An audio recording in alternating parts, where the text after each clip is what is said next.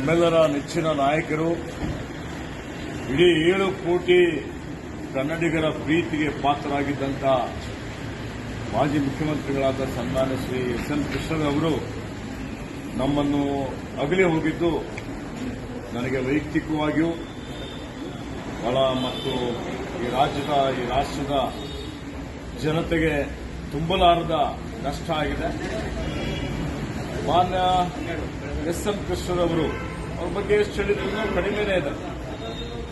ಅವರ ತಾಳ್ಮೆ, ಅವರ ಸಂಯಮ, ಅವರ ಸಜ್ಜನಿಕೆ ಮತ್ತು ಅವರ ಕಾರ್ಯಕಾಲದಲ್ಲಿ ಅನೇಕ ಸವಾಲುಗಳನ್ನು ಅವರು ಎದುರಿಸಿದ್ದಾರೆ.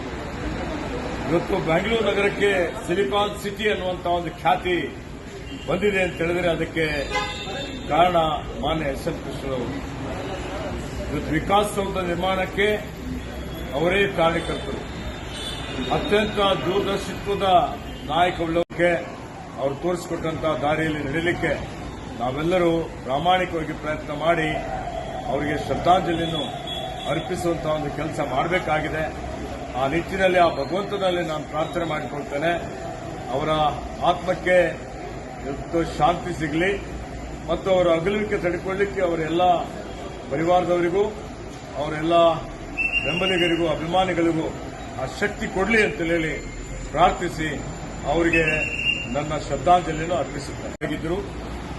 ಅವರು ಶಾಸಕರಾಗಿ, ಸಂಸದರಾಗಿ, ಮಂತ್ರಿಗಳಾಗಿ, ವಿಧಾನಸಭೆಯ ಅಧ್ಯಕ್ಷರಾಗಿ, ರಾಜ್ಯಪಾಲರಾಗಿ, ಕೇಂದ್ರದಲ್ಲಿ ವಿದೇಶಾಂಗ ಸಚಿವರಾಗಿ ಯಾವುದೇ ಹುದ್ದೆ ಕೊಟ್ಟಿದ್ರೂ ಅವರು ಅತ್ಯಂತ ಸಮರ್ಥವಾಗಿ ಆ ಹುದ್ದೆಯನ್ನು ನಿಭಾಯಿಸಿ ಕರ್ನಾಟಕ ರಾಜ್ಯಕ್ಕೆ, ದೇಶಕ್ಕೆ ಗೌರವವನ್ನು ತಂದುಕೊಟ್ಟಿದ್ದಾರೆ.